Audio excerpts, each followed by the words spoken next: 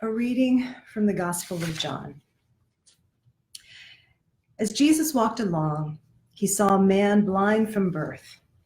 His disciples asked him, "Rabbi, who sinned, this man or his parents, that he was born blind?" And Jesus answered, "Neither this man nor his parents sinned. He was born blind so that God's works might be revealed in him. We must work the works of him who sent me while it is day. Night is coming when no one can work.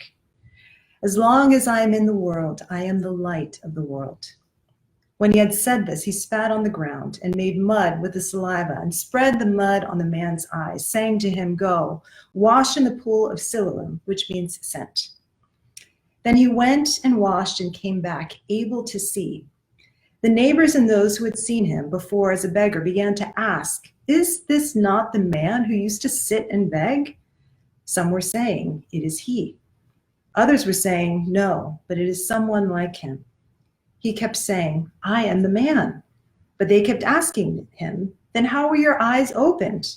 He answered, "This man called Jesus made mud, spread it on my eyes, and said to me, 'Go to Siloam and wash.' Then I went and washed and received my sight." They said to him, "Where is he?" And he said, "I do not know." They brought to the Pharisees the man who had formerly been blind. Now it was a Sabbath day when Jesus made the mud and opened his eyes. Then the Pharisees also began to ask him how he had received his sight. And he said to them, "He put mud on my eyes, and then I washed, and now I see." Some of the Pharisees said, "This man is not from God, for he does not observe the Sabbath." But others said, "How can a man who is a sinner perform such signs?" And they were divided. So they said again to the blind man, "What do you say about him? It was your eyes he opened." And he said, "He is a prophet."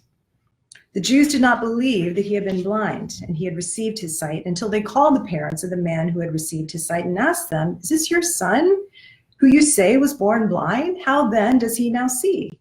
His parents answered him, "We know that this is our son and that he was born blind, but we do not know how it is that he now sees, nor do we know who opened his eyes. Ask him. He is of age. He will speak for himself."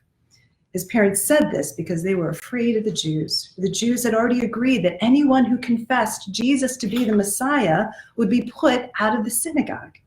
Therefore his parents said, "He is of age. Ask him." For the second time, they called the man who had been blind, and they said to him, "Give glory to God. We know that this man is a sinner." He answered, "I do not know whether he is a sinner.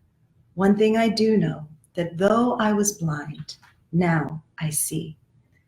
And they said to him, "What did he do to you? How did he open your eyes?" And he answered them, "I have told you already, and you would not listen. Why do you want to hear it again? Do you also want to become his disciples?" And then they reviled him, saying, "You are his disciple, but we are disciples of Moses. We know that God has spoken to Moses, but as for this man, we do not know where he comes from." Then the man answered, "Here is an astonishing thing. You do not know where he comes from, and yet he opened my eyes. We know that God does not listen to sinners, but he does listen to one who worships him and obeys his will. Never since the world began has it been heard that anyone opened the eyes of a person born blind. If this man were not from God, he could do nothing." They answered him, "You were born entirely in sin, and you are trying to teach us?" And they drove him out. Jesus heard that they had driven him out. And when he found him, he said, "Do you believe in the Son of Man?" He answered, "And who is he, sir? Tell me so that I may believe in him." Jesus said to him, "You have seen him, and the one speaking with you is he." He said, "Lord, I believe." And he worshiped him. And Jesus said, "I came into this world for judgment, so that those who do not see may see, and those who do see may become blind." And some of the Pharisees near him heard this and said to him, "Surely we are not blind, are we?" Jesus said to them, "If you were blind, you would not have sin. But now that you say we see, your sin remains." The word of the Lord. Thanks be to God. So about 2 years ago, I had just ended the memorial service of one of our elderly church members, Mama Jean, who had died after a long battle with cancer a few weeks earlier. And I had gone downstairs for the reception afterwards when I saw the faces of our staff team, and I could tell that something had happened during the service.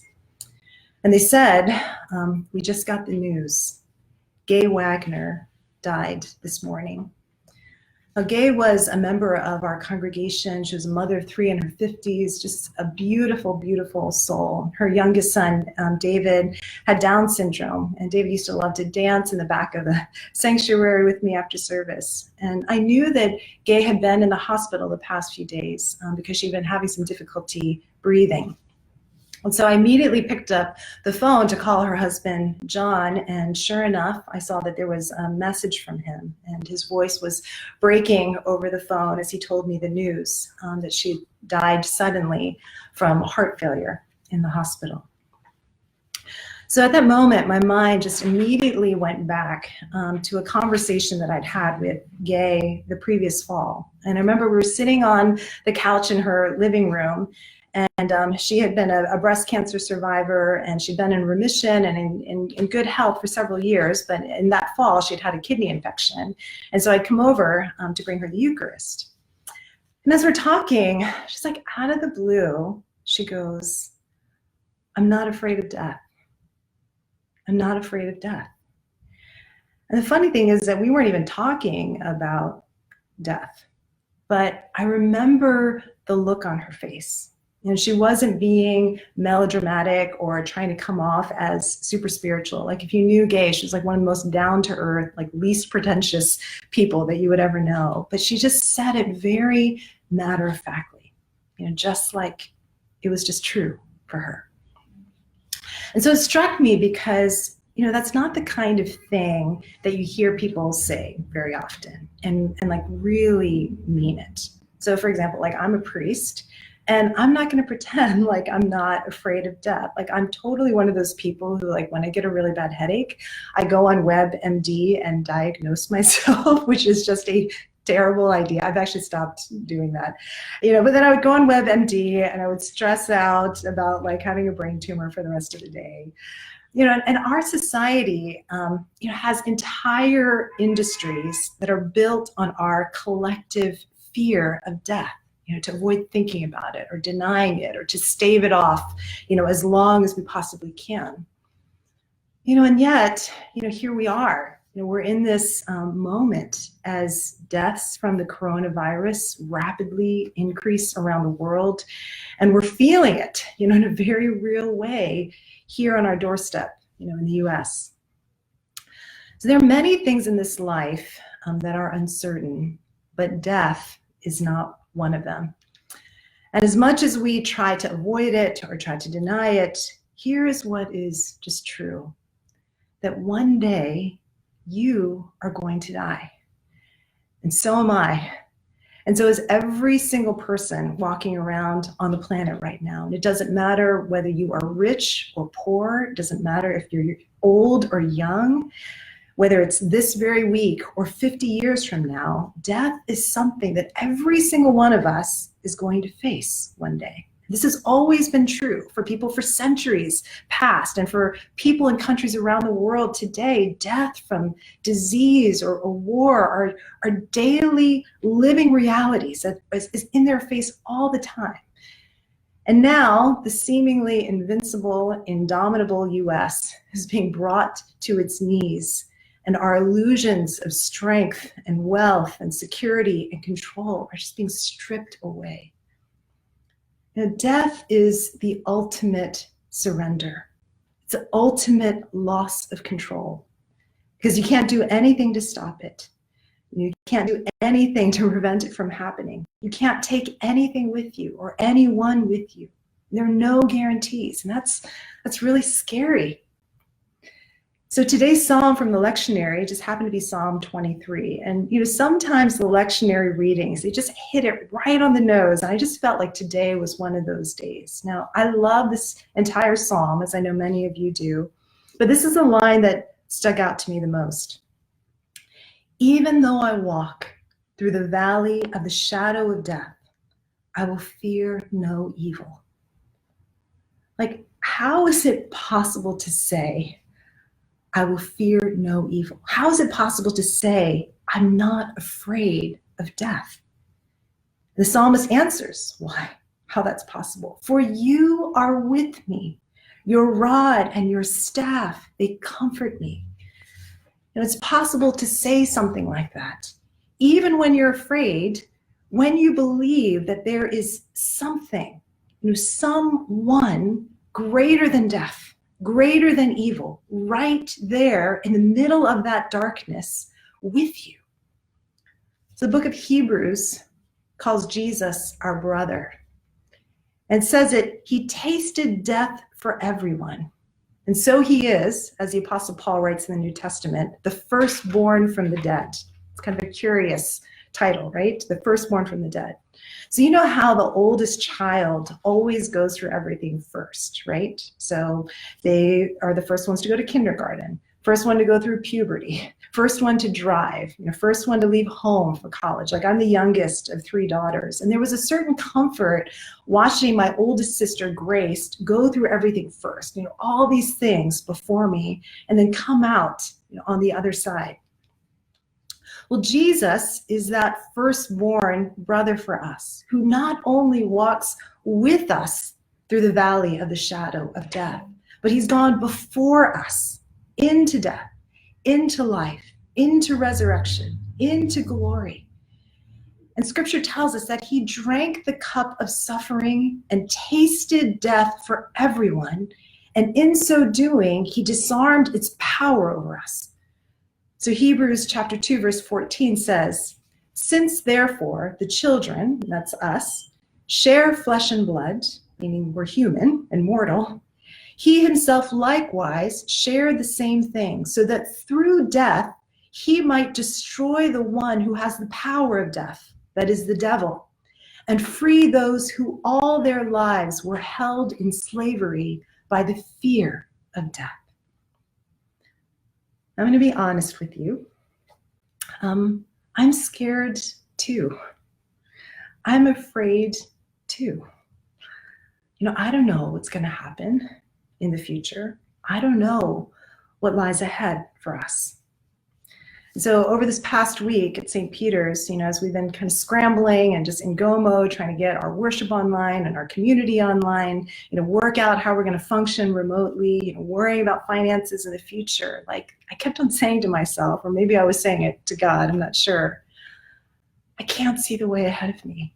I can't see what's before me. I can't see the way ahead of me. And that's just true. That's just true. But there are other things that are true too. And on Thursday morning, I got this text from my friend Abby, who I haven't talked to her in months. And just out of the blue, she writes, she calls me Celie. Morning, Celie. I was missing you, so I prayed for you on my run to have strength as you pastor a church through yet another difficult season. I had an image in prayer of a child on a father's shoulders, with her little hands covering his eyes. And I felt God saying, I never lose vision for what is ahead as I carry you. I never lose vision for what is ahead as I carry you. It is so what I needed to hear in that moment. And maybe that's what you need to hear in this moment too, that Jesus, he's not only our firstborn brother, he is also our good shepherd, who now leads us in paths of righteousness for his name's sake, because he never loses vision for what is ahead as he guides us, leads us, carries us through this valley of the shadow of death. And so my brothers and sisters, I want to just read this psalm again to remind us, yes, things are scary. Yes, we don't know what's going to happen, but this is also true. And I invite you, you can even just close your eyes and let me pray this as a prayer over us. The Lord is our shepherd. We shall not want. He makes us lie down in green pastures. He leads us beside still waters. He restores our soul. He leads us in paths of righteousness for his name's sake. Even though we walk through the valley of the shadow of death, we will fear no evil, for you are with us. Your rod and your staff, they comfort us.